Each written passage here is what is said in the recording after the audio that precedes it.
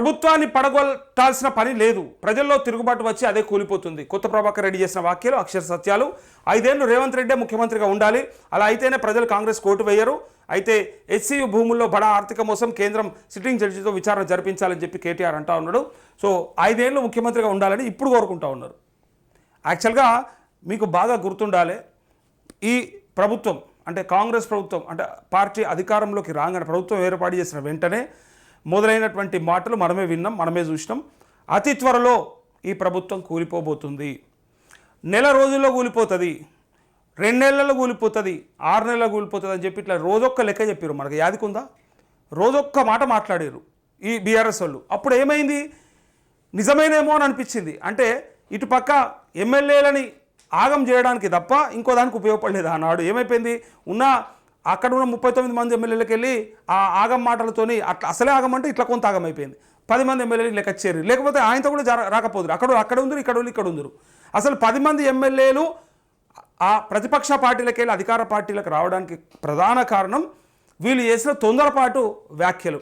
ఇవ్వాలంటున్నటువంటి మాట ఆ రోజే అని ఉంటే బాగుండేది. కేటీఆర్ కూడా మరి ఆనాడే మేము టైం ఇస్తున్నామని మధ్యలో ఒక్కసారి అన్నారు అంతే. స్టార్టింగ్లో మాత్రం 6 నెలల్లో కూలిపోతుంది, సంవత్సరంలో కూలిపోతుంది, అయిపోయిందిగా రేవంత్ రెడ్డి ఉండడట కదా అని ఇట్లా లేనిపోని అని కల్పించారు. నేను ఆ రోజే చెప్పిన అదంతా ఈజీ కాదు.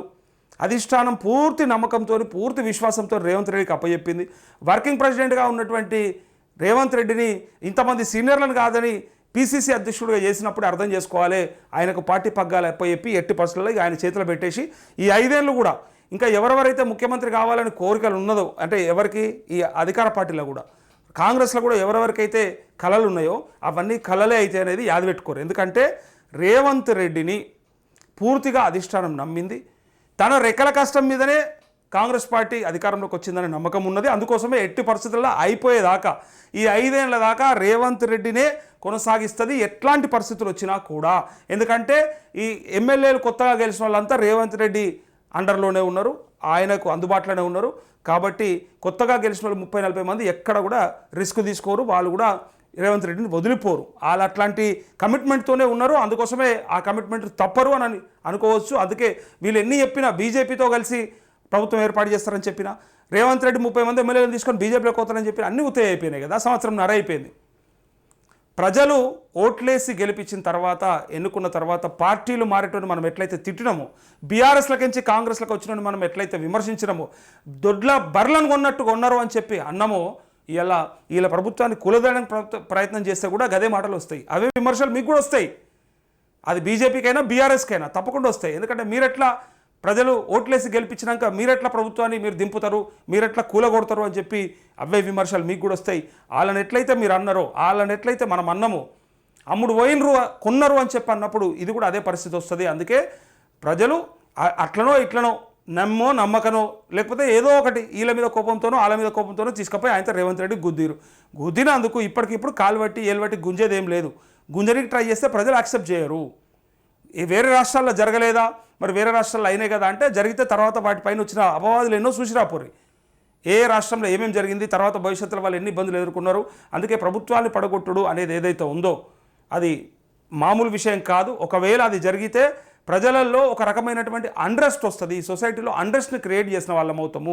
ఎందుకంటే గెలిపించి అనవసరమైన సానుభూతి క్రియేట్ అవుతుంది ఎవరిపైన, ఎవరైతే ప్రభుత్వం కూలిపోతుందో వాళ్ళపైన అనవసరంగా. అందుకే ఇప్పుడు బుద్ధి తెచ్చుకొని ఇప్పుడు దాన్ని రివైజ్ చేసుకొని అంటున్నటువంటి మాట. ఈవెన్ కేసీఆర్ కూడా మొన్న అన్నాడు కదా, కొత్త ప్రభాకర్ రెడ్డి అన్నప్పుడు కూడా నేను ఇదే చెప్పిన. కేసీఆరే చెప్పిండు, అరే అక్కర్లేదు, ప్రజలే మమ్మల్ని వెతుక్కొని వచ్చినాడు, మమ్మల్ని గెలిపించుకుంటారు, మేము ముఖ్యమంత్రిగా మేమే ఉంటామని చెప్పి మరి ఎన్నికలకు పోతాం తప్ప ఇట్లా ఎవరి భిక్షం మీదనో, ఎవరి దయాదాక్షిణ్యం మీదనో, లేకపోతే ఎవరినో కూల్చేసి ఎక్కాల్సిన పని మాకు లేదు అని చెప్పి డైరెక్ట్గా కేసీఆర్ అన్నాడు. అది కొత్త ప్రభాకర్ రెడ్డి కూడా మనం కూడా అన్నాం ఆ కౌంటర్గా, ఎందుకు మీకు ఏం అత్యుత్సాహం ఇది, ఏం అవసరం ఇప్పుడు అని చెప్పి. అట్లనే కేటీఆర్ కూడా అది కొంత అవగతమైనట్టు అనిపిస్తూ ఉంది. ఎట్టి పరిస్థితులలో మేము కూల్చబోము, ఇక అది దరిద్రం అన్నడా లేకపోతే దారుణం అన్నడా, అలా ప్రభుత్వాన్ని ఎన్ని అన్నాడు కానీ ఇక్కడ ప్రభుత్వాన్ని మేము కూల్చబోమంటూ 5 ఏళ్ల తర్వాత ఇప్పుడు ఉన్నది 3.5 ఏళ్ళే కదా, 3.5 ఏళ్ల తర్వాత ప్రజలే వాళ్ళని తరిమి కొడితే మేము ఎక్కుతామని చెప్పి ఇప్పుడు అంటూ ఉన్నారు. ఇది ముందు నుంచి అని ఉంటే బాగుండేది. ఆనాడు కావాలని దాన్ని ఉపయోగించుకున్నారు, అంటే రాజకీయంగా వాళ్ళని డైలమాలో పడేసే ప్రయత్నం చేశారు అప్పుడు. అయితే ఈ దిక్కుమాల ప్రభుత్వాన్ని కూలగొట్టే ఆలోచన ఎజెండా తమకు లేదని కేటీఆర్ స్పష్టం చేశారు. గురువారం ఆయన తెలంగాణ భవన్లో మీడియాతో మాట్లాడారు. ఇది కొంత అహంకార ధోరణే కనిపిస్తుంది. దిక్కుమాలిన ప్రభుత్వం అంటే ప్రజలు అనుకున్నారంటే మీరు అన్నారంటే ఒక అర్థమైంది. ప్రజలు కేసీఆర్ దిగిపోయిన తర్వాత సరే రేవంత్ రెడ్డిని డైరెక్ట్గా అంటున్నారేమో కానీ ప్రభుత్వం అనేది మనం ఎన్నుకుంటేనే, మనం ఓట్లేస్తేనే గెలిచిన వాళ్ళంతా. కానీ ఇలా నాయకులను తిడుతున్నారేమో కానీ ప్రభుత్వాన్ని తిడితే మళ్ళీ మనల్ని మనం తిట్టుకున్నట్టే. అందుకే దిక్కుమాలిన ప్రభుత్వం అంటే ప్రభుత్వాన్ని చులకన చేయాల్సిన పని లేదు. ప్రజలు ఎన్నుకున్న విశ్వాసం, అది నమ్మకం. ప్రజలు అన్నారంటే వేరు, మీరు దాన్ని కావాలని ప్రొవోకేట్ చేసినట్టుగా అనడం వల్ల ఇంకా వేరే రకంగా అర్థాలు వస్తాయి. సో అందుకే తెలంగాణ భవన్లో మీడియాతో మాట్లాడు ప్రభుత్వాన్ని పడగొట్టాలని, అందుకు చందాలైనా ఇస్తామని ప్రజలు చెప్తున్నారని కొత్త ప్రభాకర్ రెడ్డి చెప్పారని గుర్తు చేశారు. ఆయన చెప్పిన మాటలన్నీ అక్షర సత్యాలని తెలిపారు. రేవంత్ ప్రభుత్వాన్ని ఎవరు పడగొట్టాల్సిన అవసరం లేదని, ప్రజల్లోనే తిరుగుబాటు వచ్చింది, అదే కూలిపోతుందని, బంగ్లాదేశ్ లాంటి పరిస్థితులు ఇక్కడ వస్తాయని పేర్కొన్నారంటూ. ఇక బంగ్లాదేశ్ లాంటి పరిస్థితి వస్తే దారుణం. తెలంగాణ అట్లా జరుగుతుందని నేనైతే అనుకోను. అయినప్పటికీ మరి ఈ ప్రభుత్వానికి కూడా కొంత ఆలోచన ఉండాలి. మేము చెప్పింది ఏంది, మేము చేసింది ఏంది, ఇవాళ అవుతున్నది ఏందని, దాని ప్రకారంగానే అట్లాంటి పరిస్థితులు రాకుండా ఉంటాయి. జాగ్రత్త పడే అవసరం ఉన్నది. రేవంత్ రెడ్డిని 5 ఏళ్ళు ముఖ్యమంత్రిగా ఉండాలని, అలా అయితేనే మరో 20 ఏళ్ల వరకు ఎవరో ఆ పార్టీకి ఓటు వేయరని అన్నారు అంటూ ఇక ప్రజలే రోడ్ల మీదకి వస్తారని, రోడ్ల మీదకి ఈడుస్తారని చెప్తా ఉన్నారు. సో ఇది మాత్రం వాస్తవమే. ఈ సంవత్సరంన్నర కాలం మాత్రం ఎట్లయితే పరిపాలన కొనసాగిందో ఈ 3.5 ఏళ్ళు కూడా గిట్లనే చేసిర్రు అనుకో, ఈయన చెప్పింది నిజమైన అవుతుంది. అది పబ్లిక్ కూడా అంటూ ఉన్నారు. మళ్ళీ 10 ఏళ్ల దాకా కాంగ్రెస్ని యాద్ చేయకుండా చేస్తూ ఉన్నాడు అని చెప్పి ఇచ్చిన హామీలు అట్లా ఉన్నాయి. మరి వాళ్ళు అప్పుడు ఆ రోజు గొప్పగా చెప్పి ఇలా ఏది చేయకపోతేనే పబ్లిక్కి తిక్కలేస్తూ ఉంది.